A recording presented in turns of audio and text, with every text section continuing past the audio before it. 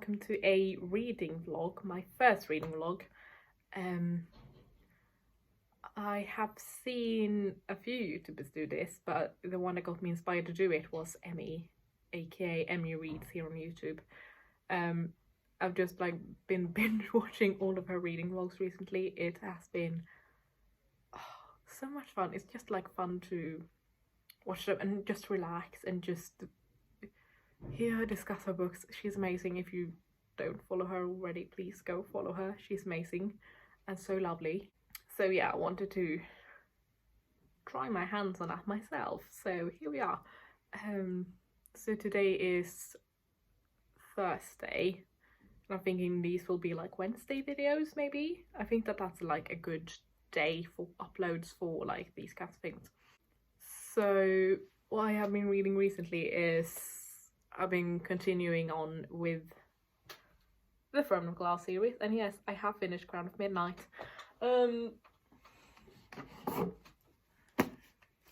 This book was, well, it was better than Throne of Glass, I'll say that much. But it was really good. I accidentally spoiled myself with the plot twist of what happens at the end of part 1, because I'm that type of person that marks up when there's parts. I mark them up, and my eyes, stupid as they were, just decided to go to the bottom of the page right next to where part 2 begins, so that there's a page of text and then there's part 2. And I read the last line and then I got spoiled for the whole part 1, so I knew what was coming. Also, the end wasn't a big revelation, since I hang out a lot on the internet, especially on ACOTAR fandom forum, not forums, but ACOTAR places. I already know a bit of Selena and her story, so I am here for it. I still do not like Dorian. Do not like Dorian. I'm so sorry. I know people love him and people hate Chaol, and I still don't know why people hate on him. True, he could have told, spoiler by the way, he could have told Selena what was going on with Nahima, but at the same time I understand, because he had more to lose if he told Selena. He would lose his job and everything, and he would kind of have to come back to his father and pick up his title again, I guess, and if he lost his job as Captain of Guards. So I understand him. Maybe I'm just missing something, but I still love him. The romance was very short but very lovely. I think that they had a nice chemistry, and I think that they would have been, no, actually I don't think they would have been good together in the end if they stayed together, mostly because he was still very scared of her and being she's an assassin, she could kill Dorian or me at any point, and I'm yeah, but you knew that before you started dating her. Anyway, I gave it 4 stars. The ending though was amazing. I really loved the ending of this one. It got me so hyped for the next book. So yeah, that's what I finished recently. I finished this on, I think, Friday. No, that's too late. Sunday. I think Sunday. But yeah. Next thing I read was the first 3 chapters of A Court of Silver Flames. I was not okay during any of it. It was, I am so hyped for this, and Sarah released a new sneak peek on the book yesterday on her Instagram, and the one she dropped yesterday was just it broke my heart. If you haven't read it, or if you don't know which one I'm on about, it's the one with Cassian saying the first time I saw you, you were human, but I still felt I wanted to kneel to you. I was like, my baby. He's so precious. But the first 3 chapters was so good. There were things going on and I was like, mean, there were things being mentioned about Farrah and Reese, and I was like, are we surprised after those two? Like, no one's surprised at this point about what's going on in that relationship. I'm so hyped for it, and I have also now pre-ordered the ebook, because I know I will not be able to keep my excitement to myself long enough to wait for the book to actually arrive in the mailbox, like the actual copy. So I got the ebook of it. I usually don't read ebooks. I find them really hard to read, but Silver Flames, I just need to read it. Like, as soon as it comes out, I need to read it. And I actually told my boss, like, hi, I can't work next Tuesday because I need to read a book. And she was like, then stop reading books for your own entertainment. And I was like, this is a book for my own entertainment. And yeah, no, I'm actually not working, but yeah, no, she actually did write down that I can't work. I actually can't work today properly because I am going to the hairdressers anyway, so I can't really work. But anyway, I just thought that was quite fun that she actually wrote down, like, I can't work. I love it. Yeah. So next up is a book that I'm going to be rereading, and that is The Fall of the House of Usher by Edgar Allan Poe. I need to read this for school. I have already read this once. That was in, like, I think August or September. It was very long ago, but yeah, we now have to analyze this. I thought I would have to do this and Frankenstein, but I only have to do one, so I have decided to go for this one, mostly because it's shorter, and also because I never say no to talking about Edgar Allan Poe in any way, shape or form. And then we got some extra study questions that we could do if we wanted to, and one of them was on The Sandman by E.T.A. Hoffman, which I also read, which I really enjoyed. So I think I'm going to do this and the extra study material on Sandman, I think. But yeah, no, this is one I'm going to reread and just try and start analysing it. It isn't due for another like 4 weeks, so I'm very ahead of schedule for this one, but I feel like I would rather be ahead of schedule, especially since I'm going up in hours again at work, so I would rather want to be ahead of schedule instead of behind with school. What I'm going to read now for the next coming 2 weeks is a Swedish author called Hedvig Charlotta Nordenflykt, and I know she was kind of a feminist of her time, that's as much as gathered, and I basically just chose her because we had like 3 authors to choose from and like 3 different topics to like dive into, and that topic like sounded most interesting to me, and it was mostly like how she wrote about women for males during the time where she lived, which was the late 1700s. Yes, 1700s. So it's going to be very interesting to read her works and see how she works and stuff. Next up, I have 2 books that I'm currently reading. The first one is Heir of Fire, and I am, let's see, I am 72 pages in, so I am on chapter 10. We met Rowan. I am happy. As soon as it was kind of introduced, I was so happy, and I was like, this is Rowan. I am here for this man already. I already love this, like an enemies to lovers kind of arc. Like, so yeah, I'm loving this so far. This has been the best book so far in the series, and we just met Selena's aunt, and I don't like her already. I know she's meant to be like, you know, the main bad guy, I guess, but yeah, I am so here for this. I need to actually get back into reading it. It's been a few days now, I think like 2 days since I actually sat down and read,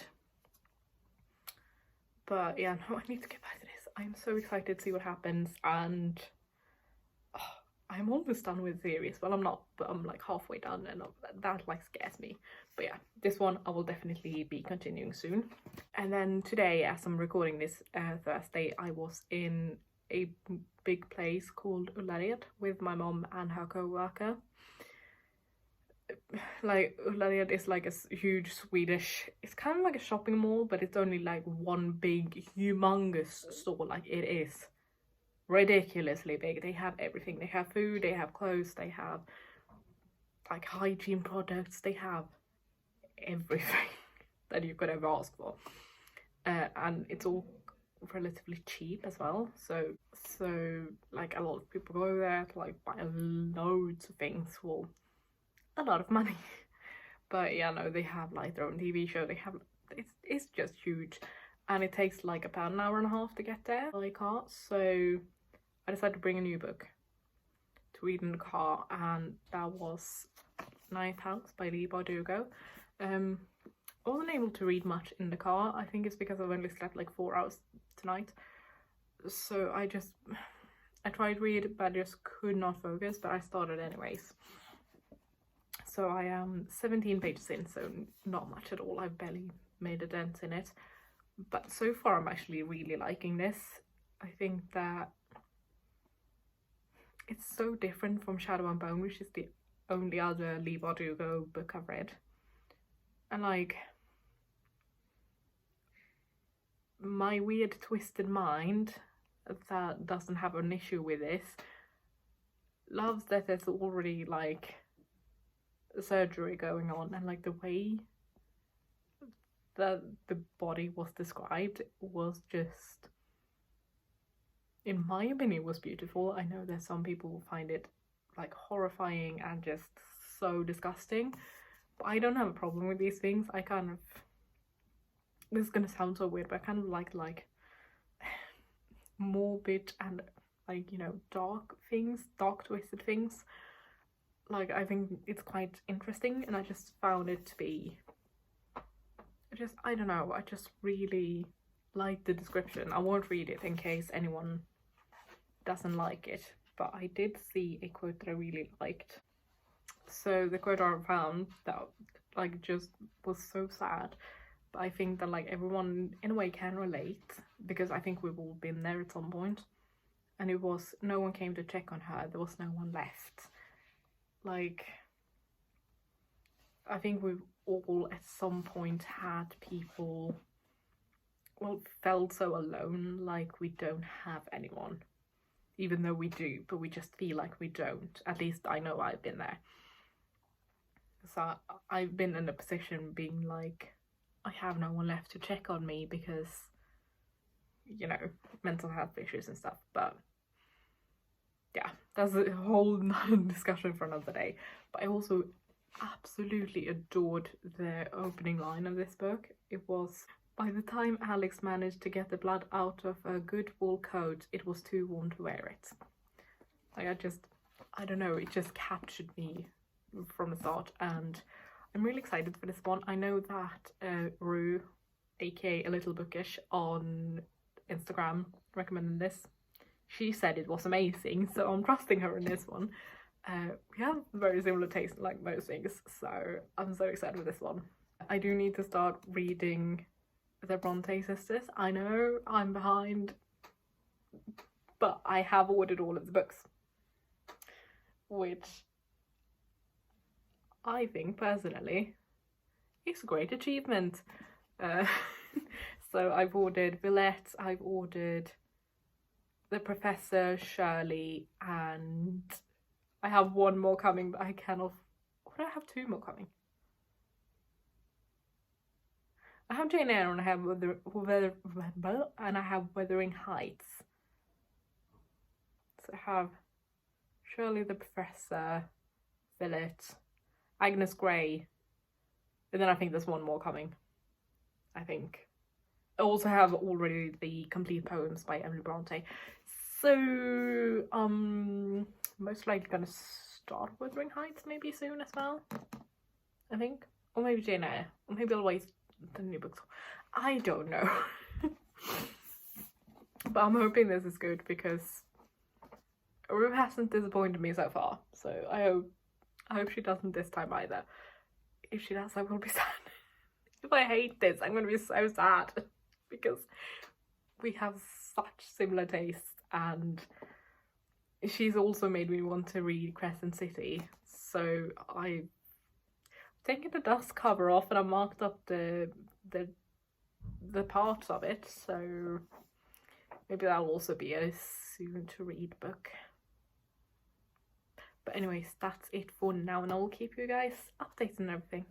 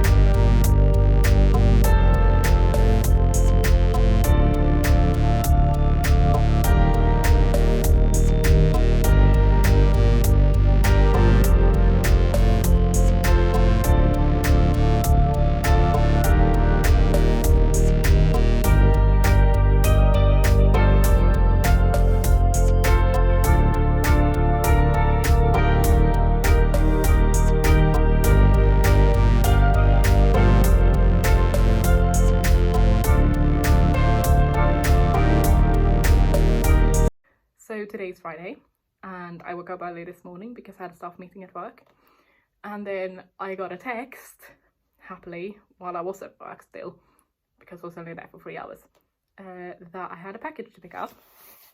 So I went to pick it up, and it is a bunch of books that I've been waiting for, and I'm so excited to open this box. I know what's in it, but I am so excited. So I thought I would do a bit of an unboxing in this video as well, because why not? Maybe... Oh my god, I just saw one of the books. It looks so good. Oh, the back of it looks so good. I hope it's a good book, actually. I haven't read it, obviously. I haven't really heard a lot of people talk about it either, so... Okay, so I'm gonna start off with... I think I'm gonna start off with these two. So, first off, we have Six of Crows by Leigh Bardugo. Mostly because I know there will be a Six of Crows character in Shadow and Bone, a Netflix show, so I want to read this as well before the show airs. I still need to get back into Siege and Storm because, yeah, I just need to get back onto it, onto the Grishaverse. And then I also got Crooked Kingdom, which is the second book. I hate that this isn't a sticker. I hate it. I hate when books do that. When they put like something that looks like a sticker, like coming to Netflix soon or now a major TV series or whatever. And then you can't peel it off. Like it's embedded in the book. I hate that. I absolutely hate it. It's the worst. I hate it. Next up, I have Romanov. This is stunning. This is so gorgeous. Like, it's so good looking. I need to just have a look inside if there's anything. I mean, the spine looks good without the dust cover, but there's nothing on the front, which is sad, but I'll take it. Oh, that is gorgeous. That is absolutely gorgeous. I know it's just the front, but it's still gorgeous.